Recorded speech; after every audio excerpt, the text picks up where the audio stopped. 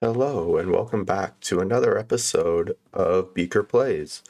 Coming today is another lunchtime stream of the Doors of Trithius. If you're interested in a little more about this game, check out the first video in the series if you haven't already. It is a game on early access in Steam, and the developers are constantly updating it. So, with that, let's continue our playthrough of Arturo, the level 2 Traveller. When we left off last time, we had just ascended the stairs, so we are ready to move along here.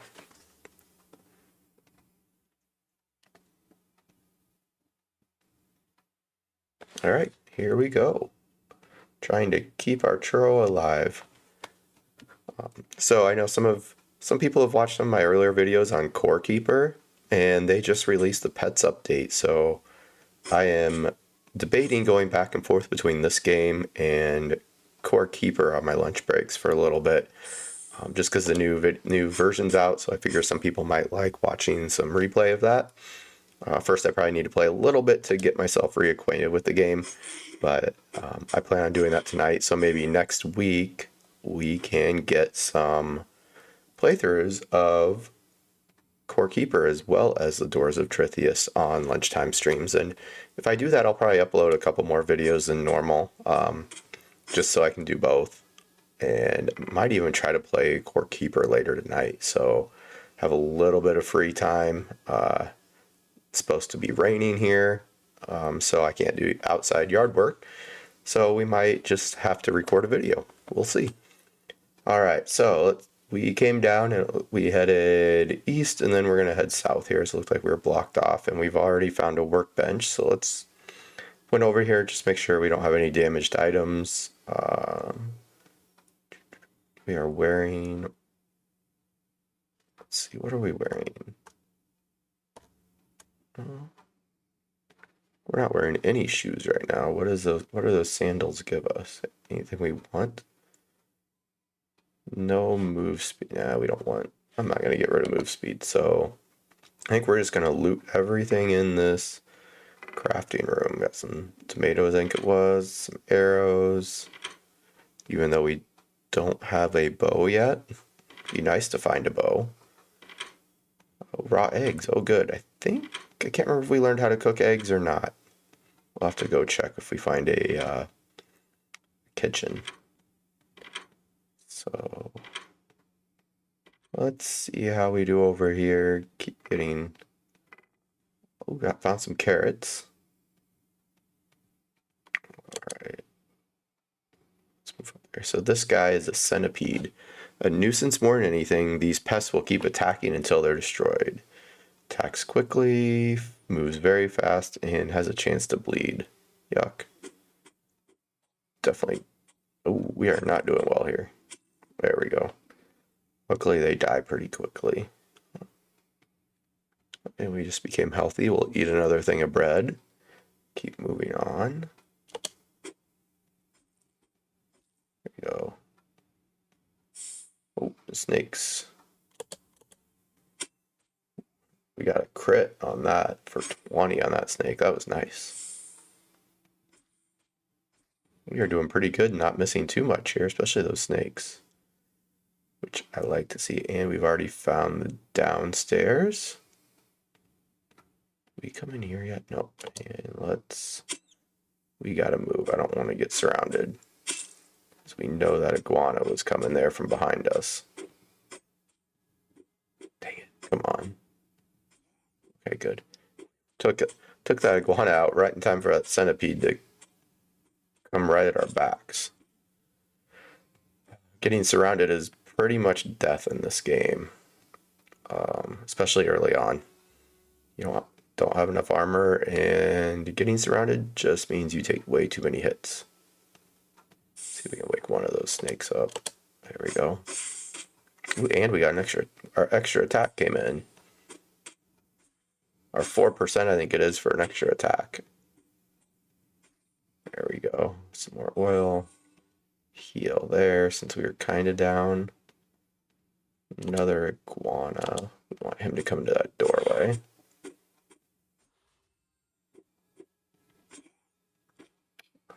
iguana was carrying some cabbage, apparently. All right, did we make it? Wow, that was a quick stroll through this layer. I think since we did take a little bit of damage, we'll just mosey over here, use the fountain, eat our last bread, and move along. I'll get through that level felt quick. All right, here we go. This level is the hallway with doors.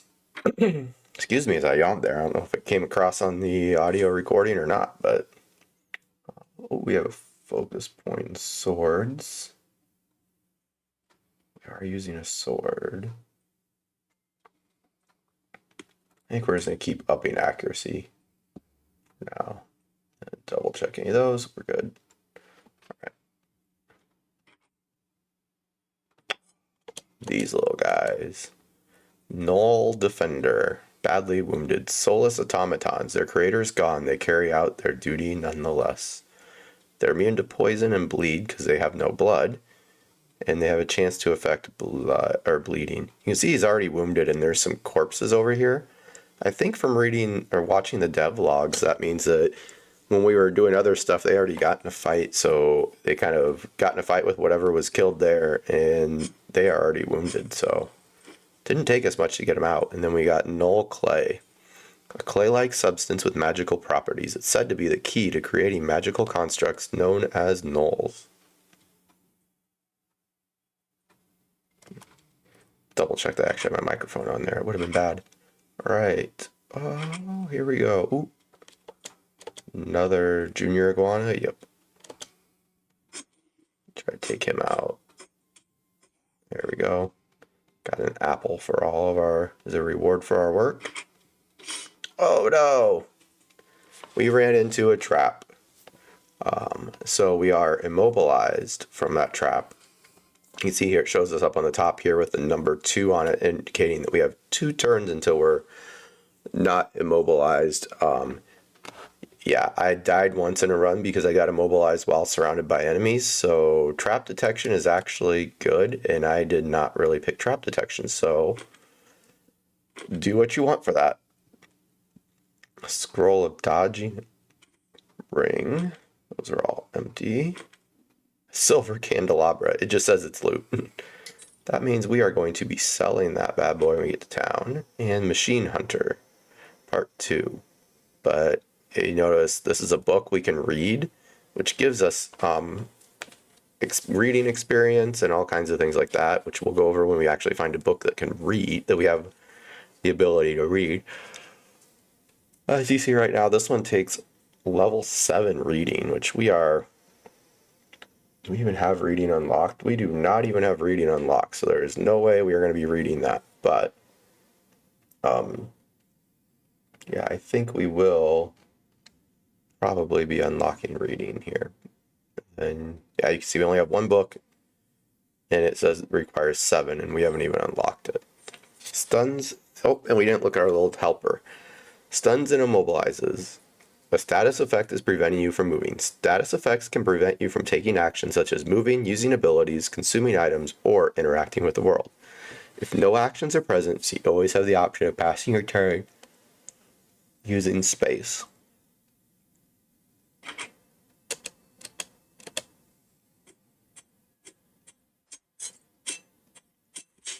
We're using the door to our benefit here to make sure we didn't get 2 of those guys around us.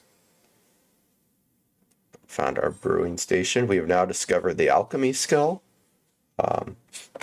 So that would let us brew potions, but we do not have it unlocked and we don't have any recipes. Then here we have plants that we can try to harvest. We did not pick botany either, so we will have a good chance of them exploding on us. We have an antidote just so they can, if we crit fail when trying to harvest them, they can poison us, and they can also give us skin rashes. But we have some tea, so hopefully that'll help. So let's try to harvest. Oh, and now that we've tried to harvest something, we also discovered botany. We got a lot of skills to unlock. So there you can see we actually failed to harvest.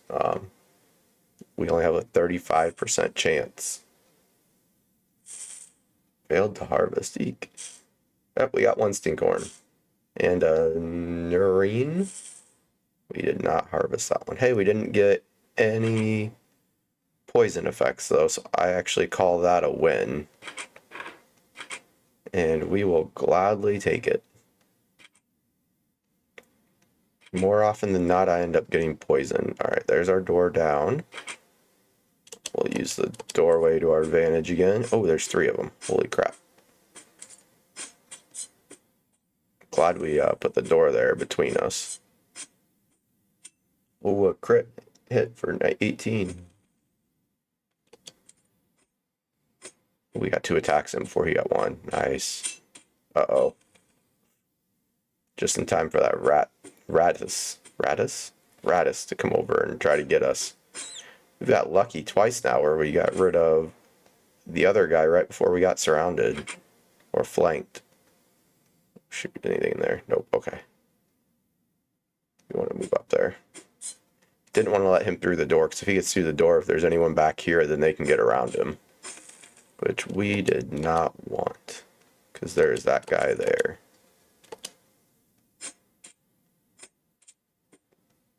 Ooh, nice crit. You can see when we get a crit, there's a little exclamation point next to the damage, so kind of letting us know that, whoops, we have crit. And now let's look at our alert here telling us gear maintenance. Your ceremonial saber has become worn. If it continues to degrade, eventually it will become damaged, reducing its effectiveness. Gear can be repaired in workbenches if you have the right materials. So our gear does take damage over time and degrade.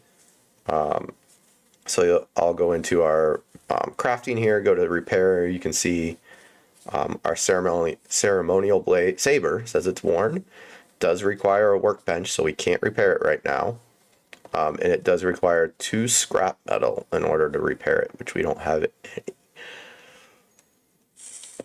Whoops, and we are hungry again. Let's eat the cabbage, I guess, for now.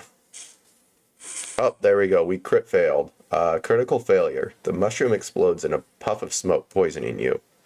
All right, let's try to get through all the rest of these before we take that antidote. All right, now we're going to take that antidote.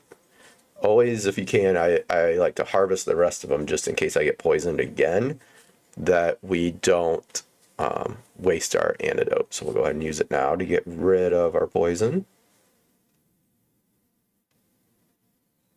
There is, I think that's a full normal-sized iguana. Knockback and poison. Eek, that's not good. We used our last antidote. We definitely don't want to... All these guys... I can't remember if these guys shoot at range. Yep, he shoots at range. So we gotta get up next to him. We got lucky there a little bit. Oh boy. We just might have to run. Oh, I didn't realize that was the first time we jumped. We gotta get away from him. We're gonna get up here. Try to use that health, because we need health right now.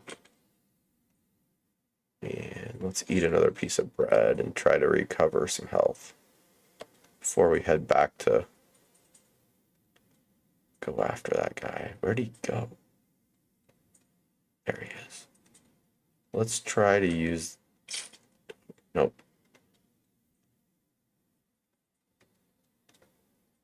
Jump to get right next to him. There we go. Parchment. Just loot. Bug infestation requires level 5 reading. And Machine Hunter Part 1 requires level 7. Another scroll for enchanting, which we don't think we have unlocked, and a necklace. Nope, we did not unlock enchanting. Alright, open doors. Make sure we can run away. Oh boy, 3 null defenders. Again, we just keep using the door is our advantage, and I don't consider that cheating because I think, you know, trying to not get surrounded is a good tactic. every game. You should do in almost every roguelike. All right, we got makeshift plate legs. Constructed from whatever scraps of metal the wearer could scavenge. These plate legs are a rough and unrefined piece of material. Let's compare to our current. So we would lose some move speed and dodge chance, but gain some resist. Not sure. More arrows, another padded cap, which we're already wearing, and some bandages. Not too bad. We have a spider. Shoot. Yep, that's what I was afraid of. There's a nest down there. These guys can shoot at range anyways, so getting in here. Uh-oh. We gotta take this guy out quick. Okay. Whew. That was close. Now we gotta beat this nest up. If we don't get rid of this nest, more spiders are gonna spawn. And we don't have the health right now to deal with more of them. So let's eat a berry. Oh, we discovered a survival skill on that? Eating a berry? Huh. Interesting. So we now have 5 skills unlocked, or discovered that we don't have unlocked. As you can tell, this can kind of be a slow burn on unlocking all these skills, because we have to level up to learn it, let alone... Oh shoot, that was a mistake. Let's jump. And close that door. Okay, we have to recover some health here. Do we have a minor respite? Yeah, it's not. It's only 10 though. Oh shoot. Hello, rat. Where the heck did you come from, buddy? Alright, let's see if we can get him now. Extra attack, that was nice. Null clay and an iron ring. I think, let's zoom out here and look around. Did we miss any doors? I am not seeing any doors we missed, so I think that means we are safe to go down now. So let's zoom back in.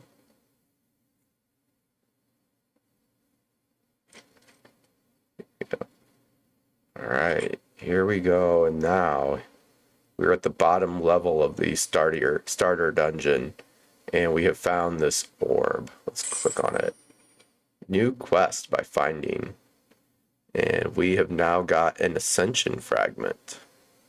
It is a shattered piece of a somehow familiar arcane signet.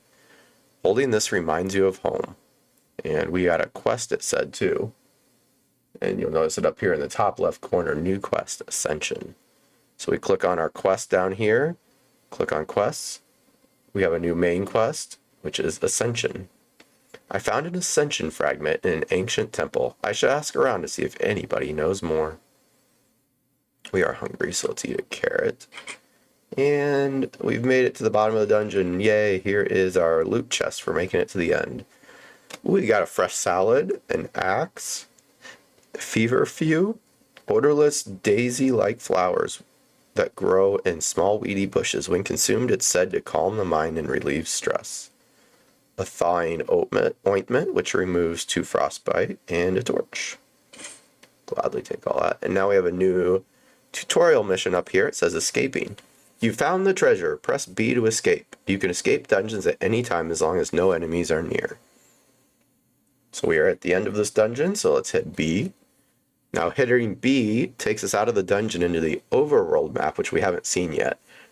So first thing we see is it gives us a little pop-up. Wilderness danger. Be warned, traveling in the wilderness is not always safe. You can right-click a tile to see its danger level, or check the overlay buttons on the bottom right. Alright, so we're going to click OK. So right now we are here on the Eneo Temple, which is the starter temple. You can see it was a difficulty of 1. Says the size is medium, and there's no faction for it. So now we have a couple options on this map here. We'll go to the first town, which is Nurton. It is a medium-sized town. It's inhabited by humans, but we are a stranger. We don't have any reputation there.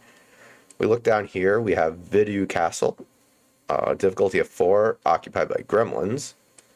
Up here we have Cribania's Banus Castle, difficulty 2, and occupied by gremlins. Go all the way over here, Athena Temple, difficulty of 6, medium, no faction. Alright, we're going to come over here. So, now, in the overworld map, they have this idea of travel weariness. We start at 0 and we gain travel weariness every move we make on the overworld map. So the little tooltip says, as you travel the world, weariness will increase. At 100% weariness, you will pass out and wake up somewhere nearby with a random negative event happening. Travel weariness is reduced by spending time in friendly towns, sleeping in a bed, or using special items and skills.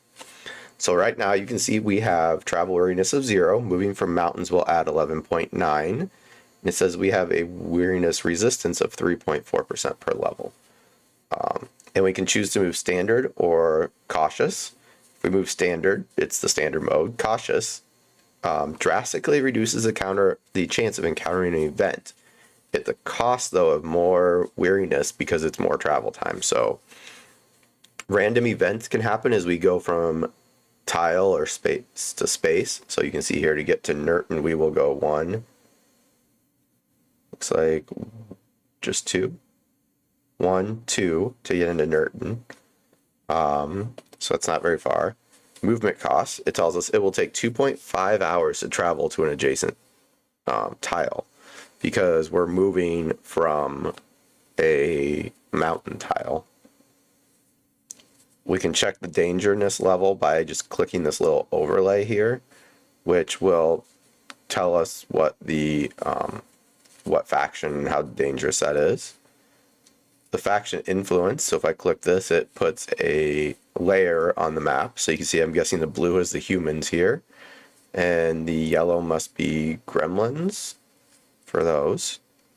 And then the explore, we can actually, on every tile, we can hit explore and go into that tile to do, like, search for food or encounter enemies. First, though, we are getting into Nurten. So we moved 1 tile. You can see we moved up to 12% travel weariness at 11.9 rounded up. So if we didn't have our resistance, it would be even more. So we don't, that's going to take us that much to, get to 100% wouldn't take very long. If we travel on roads, that level goes down or doesn't take as much to travel on a road versus traveling over land where we don't have a road. So we are just going to go right into Nurten. So we get into a town, Nurten. This safely guarded settlement serves as a trading hub to the surrounding hamlets and farms. The size is medium, the faction is humans. Let's see what it says. Just tells us the faction, and our reputation is stranger. I go ahead and enter. So we are now on this map tile, which happens to be a settlement. So we are looking at the settlement here. I'm going to zoom out. And you can see each settlement has these buildings and paths and everything, which if you're watching the dev blogs on YouTube, he talks about how these are actually generated. It's actually a really interesting video on how all the buildings get moved to where they no longer intersect another building and try to make them in a somewhat random way with the paths. So like I said, I highly suggest checking it out if that at all interests you on how these buildings are generated. Each building, or not each building, some buildings you can see have, zoom back in, have little signs on them that give you kind of an idea of what type of business is in the building, if it is. Other ones without a sign are just usually homes. One cool thing about this game is you can just, I call it Skyrim, you can just go in and steal everything out of everyone's house and no one cares. So we have random people wandering around here. We have a board over here. If we go over there, you will see that this says it's our job board. So here's how we can basically get some quests in order to proceed in the game. But this just tells us which ones are looking for work. We actually have to go find them in order to accept the quest and take it on. So here in Nurten, currently there are 5 quests, and these do restock over time, except for these ones where we have this little blue star, which when we hover over it, as I've said many times in the first video, this kind of stuff is just, this UI, attention to UI detail is just second to none. It tells us that unique quests are non-repeatable, but they lead to greater rewards and reputation in the city. So we have two of those. I kind of consider these are kind of like our moving along quests to advance things, whereas these other ones are random quests to grind and level up. So the first one is Gremlin Tear. Lysar the Adventurer is looking for someone to help him kill a nearby gremlin chief. Time is unlimited, so some quests you can see you only have like 5 days to complete or 10 days to complete. This one we have as long as we want, and it gives us 235 gold, along with faction influence that it doesn't really say here. The other quest we have is Bandit Hunter for Harry the Garbler. Leron, the Adventurer, is offering a reward to anyone who can hunt down and kill Harry the Garbler. So we have to go find Leron to accept that quest. Then we have a couple, like I mentioned, the kind of randomly generated side quests here. A weapon experiment, a restock mission, and a potion delivery. So we can go to these different people and visit them. You'll see Zelvin, the hammersmith, is looking for something. So I'm going to guess he's in this building right here, where my mouse currently is, that has the hammer in it. Just my guess. He's the hammersmith. Rira the baker there's a building somewhere that has a loaf of bread on it. And then Ralvin the potion seller. So like if we zoom back out here, I'm guessing our baker is right there because he has the bread. And then I'm just going to guess that this is the potion seller down here. I can't really remember. We'll just go down here and see if it is. Is this Nope, that's a botanist. Okay, so we click on the shop owner, and then we can have him tell us about it, tell us about botany, which we can... How do you get started? Look for a flower or mushroom you're not familiar with, then investigate it. That's how we unlock that skill. Then the next time you rest, be sure to meditate on what you discovered. Once you've started with the skill, botany is all about seeking out and harvesting new plants. So let's ask him, how do I learn to identify? To the untrained, plants look dull and colorless. Once you've discovered a plant, you can learn to identify it, changing how it appears to you. Oh, interesting. When you see plants for what they really are, it will fill your world with color. That's interesting. What can you tell me about the types of plants? What can you tell me about mushrooms? Mushrooms are commonly found in forests and caves. They are more difficult to harvest than flowers and can even be dangerous. If you fail to harvest a mushroom correctly, you can get a skin rash or worse. What about flowers? Flowers are plentiful in the plains, though you'll find some in forests. They're safer to harvest. The worst case is you fail to pick them. Ask him what the benefits. Well, mushrooms and flowers are useful for potion making and cooking. Even certain magic requires plants, or so I'm told. The better you get at botany, the easier and more safely you can harvest the plants you need. Of course, you can always buy plants from me. It's an option, but even if I have trouble hunting down the rarer types. So let's see what he has to trade.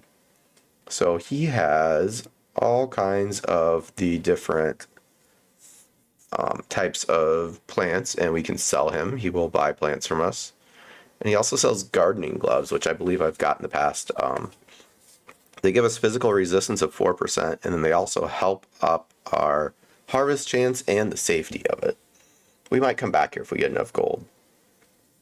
Now, I mentioned we can kind of Elder Scrolls just take whatever we want out of this guy's shop, so we're just going to grab that apple, and he doesn't get mad at us at all. Found some gold. All right.